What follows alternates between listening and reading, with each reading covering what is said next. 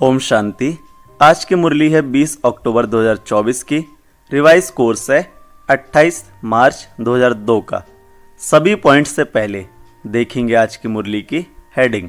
बाबा ने कहा, इस वर्ष को निर्माण निर्मल वर्ष और व्यर्थ से मुक्त होने का मुक्ति वर्ष मनाओ।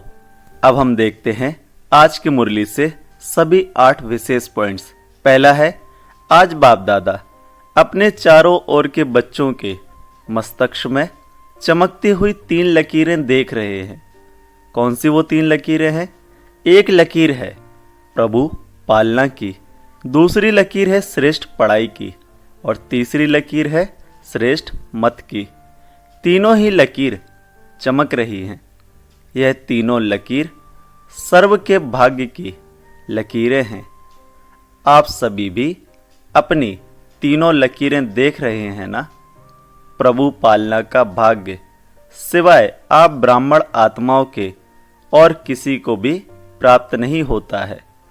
परमात्म पालना, जिस पालना से कितने श्रेष्ठ पूजनीय बन जाते हैं। कभी स्वप्न में भी ऐसा सोचा था कि मुझ आत्मा को परमात्म पढ़ाई का अधिकार प्राप्त होना है, लेकिन अभी साकार में अनुभव कर रहे हो। स्वयं सतगुरु अमृत वेले से रात तक हर कर्म की श्रेष्ठ मत दे कर्म बंधन के परिवर्तन में कर्म संबंध में आने की श्रीमत देने के निमित्त बनाएंगे। यह भी स्वप्न में नहीं था, लेकिन अभी अनुभव से कहते हो हमारा हर कर्म श्रीमत पर चल रहा है। ऐसा अनुभव है। आज की मुरली से दूसरा मुख्य पॉइंट, इसको ध्यान से सुनेंगे। बाबा ने कहा, द्वापर के आदि की महान आत्माएं और समय प्रति समय आए हुए धर्म पिताएं भी पवित्र होली बने हैं, लेकिन आपकी पवित्रता सबसे श्रेष्ठ भी है, न्यारी भी है। कोई भी सारे कल्प में चाहे महात्मा है, चाहे धर्म आत्मा है, धर्म पिता है, लेकिन आपकी आत्मा भी पवित्र, शरीर भी पवित्र, प्रकृति भी सतो प्रधान पवित्र। ऐसा होलीएस्ट कोई न बना है, न बन सकता है। अपना भविष्य स्वरूप सामने लाओ। सबके सामने अपना भविष्य रूप आया, यह पता ही नहीं है कि बनूंगा या नहीं बनूंगा। क्या बनूंगा? कुछ भी बनेंगे, लेकिन होंगे तो पवित्र ना।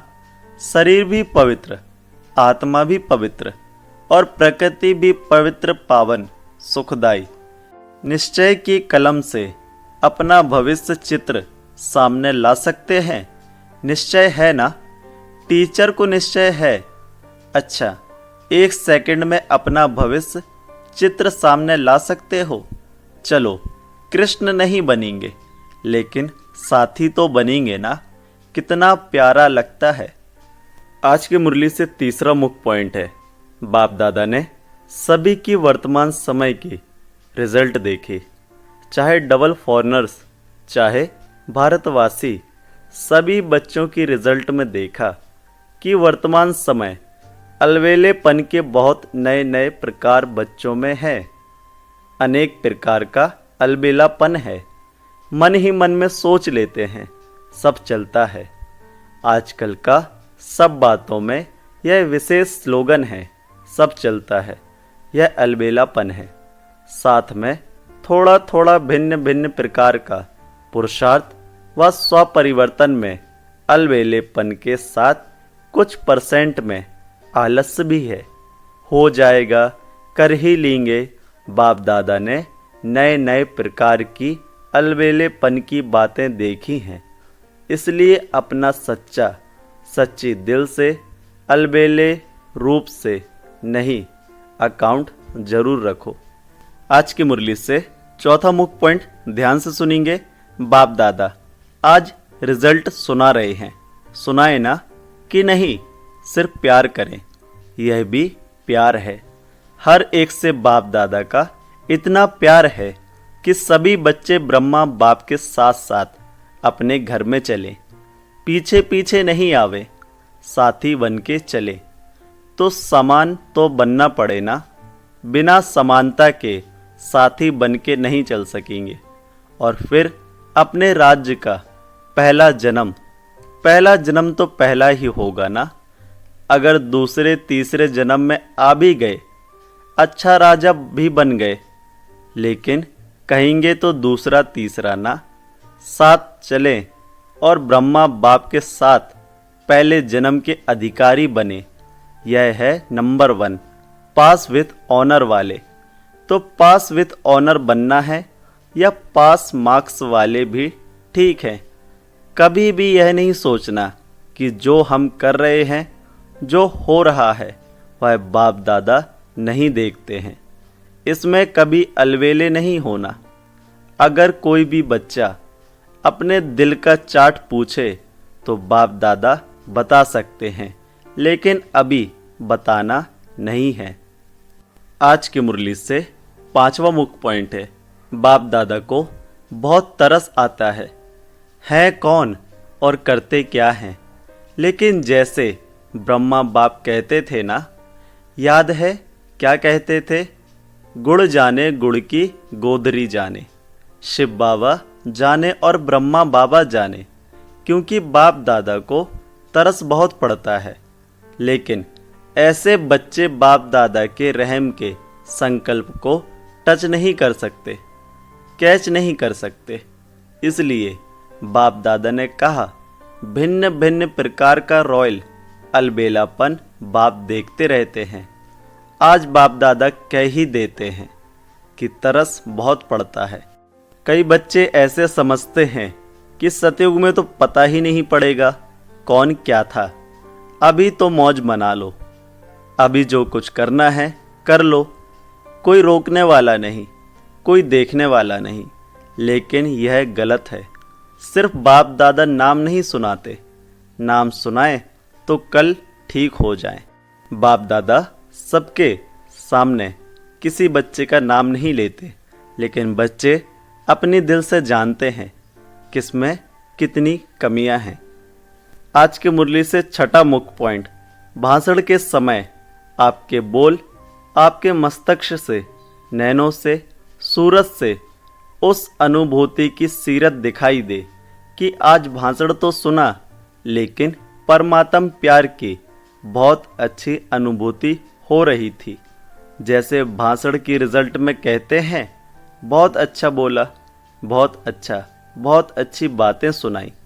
ऐसे ही आपके आत्मस्वरूप की अनुभूति का भी वर्णन करें। जो लोग भाषण सुनने आते हैं, वह हमारे भाषण के साथ हमारे आत्मिक स्वरूप को भी अनुभव करें। मनुष्य आत्माओं को वाइब्रेशन पहुँचे, वायुमंडल बने। जब साइंस के साधन ठंडा वातावरण कर सकते हैं, सबको महसूस होता है बहुत ठंडाई अच्छी आ रही है। गर्म वायुमंडल अनुभव करा सकते हैं। साइंस सर्दी में गर्मी का अनुभव करा सकती है, गर्मी में सर्दी का अनुभव करा सकती। तो आपकी साइंस क्या प्रेम स्वरूप, सुख स्वरूप, शांत स्वरूप वायुमंडल अनुभव नहीं करा सकती? यह रिसर्च करो। आज की मुरली से 7वां मुख्य पॉइंट, ध्यान से सुनेंगे इसको। बाप दादा ने एक बात और भी देखी है, सुनाना अच्छा नहीं लगता। कभी कभी कोई बच्चे अच्छे भी दूसरों की बातों में बहुत पड़ते हैं।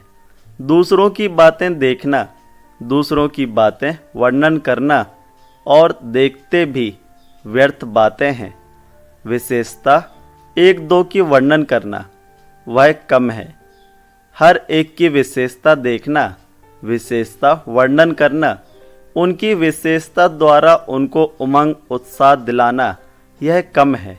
हम लोगों की बुराई ज़्यादा करते हैं, बुराइयां देखते ज़्यादा हैं, लेकिन बाबा ने कहा सबकी विशेषता को देखना यह कम है।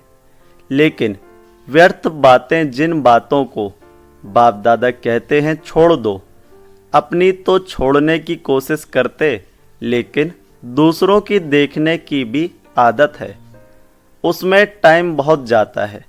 बाप दादा एक विशेष श्रीमत दे रहे हैं, ध्यान से सुनेंगे। है कॉमन बात, लेकिन टाइम बहुत वेस्ट जाता है। बोल में निर्माण बनो। बोल में निर्माणता कम नहीं होनी चाहिए। भले साधारण शब्द बोलते हैं, समझते हैं, इसमें तो बोलना ही पड़ेगा ना, लेकिन निर्माणता के बजाय अगर कोई अथॉरिटी से निर्माण बोल नहीं बोलते तो थोड़ा कार्य का, सीट का 5% अभिमान दिखाई देता है। निर्माणता ब्राह्मणों के जीवन का विशेष श्रृंगार है। निर्माणता मन में, वाणी में, बोल में, संबंध संपर्क में हो। ऐसे नहीं 3 बातों में तो मैं निर्माण हूँ, एक में कम हूँ तो क्या हुआ, लेकिन भाई एक कमी पास विथ ऑनर होने नहीं देगी। निर्माणता ही महानता है। आज की मुरली से 8वां मुख्य पॉइंट है। बाबा ने कहा निर्माणता निरहंकारी स्वतः ही बना देती है। निरहंकारी बनने का पुरुषार्थ करना नहीं पड़ता। निर्माणता हर एक के मन में आपके लिए प्यार का स्थान बना देती है। निर्माणता हर एक के मन से आपके प्रति दुआएं निकालेगी। बहुत दुआएं मिलेंगी। दुआएं पुरुषार्थ में लिफ्ट से भी रॉकेट बन जाएंगे। निर्माणता ऐसी चीज है, कैसा भी कोई होगा, चाहे बिजी हो, चाहे कठोर दिल वाला हो, चाहे क्रोधी हो, लेकिन निर्माणता आपको सर्व द्वारा सहयोग दिलाने के निमित्त बन जाएगी। निर्माण हर एक के संस्कार से स्वयं को चला सकता है। रियल गोल्ड होने के कारण स्वयं को मोल्ड करने की विशेषता होती है। तो बाप दादा ने देखा है कि बोल चाल में भी, संबंध संपर्क में भी, सेवा में भी एक दो के साथ निर्माण स्वभाव विजय प्राप्त करा देता है। इसलिए इस वर्ष में विशेष बाप दादा इस वर्ष को निर्माण निर्मल वर्ष का नाम दे रहे हैं। वर्ष मनाएंगे ना। आज की मुरली से होमवर्क है। बाप दादा हर बच्चे को इस वर्ष में व्यर्थ से मुक्त देखना चाहते हैं। मुक्त वर्ष मनाओ। जो भी कमी हो उस कमी को मुक्ति दो, क्योंकि जब तक मुक्ति नहीं दी है ना तो मुक्ति धाम में बाप के साथ नहीं चल सकेंगे। तो मुक्ति देंगे, मुक्ति वर्ष मनाएंगे। जो मनाएंगे वह ऐसे हाथ करे। मनाएंगे, एक दो को देख लिया ना, मनाएंगे ना।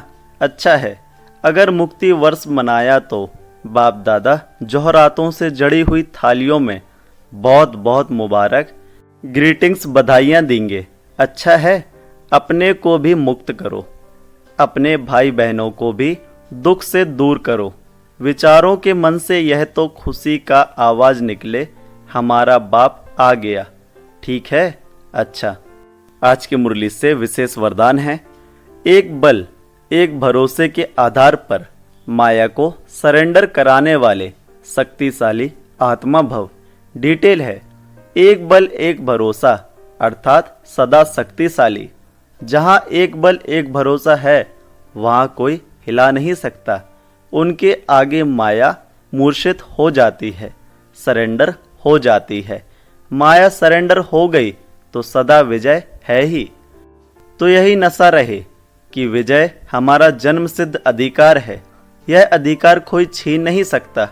दिल में यह स्मृति इमर्ज रहे कि हम ही कल्प कल्प की शक्तियाँ और पांडव विजय बने थे, हैं और फिर बनेंगे। आज की मुरली से स्लोगन है, नई दुनिया की स्मृति से सर्वगुणों का आवाहन करो और तीव्र गति से आगे बढ़ो। सूचना है, आज मास का तीसरा रविवार अंतर्राष्ट्रीय योग दिवस है। सभी ब्रह्मवत्स संगठित रूप में शाम 6:30 से 7:30 बजे तक विशेष दयालु कृपालु बाप के साथ हर आत्मा पर दया कृपा की दृष्टि डालें, सबको दुआएं दें और दुआएं लें। ओम शांति। मेरा बाबा, प्यारा बाबा, मीठा बाबा। ओम शांति।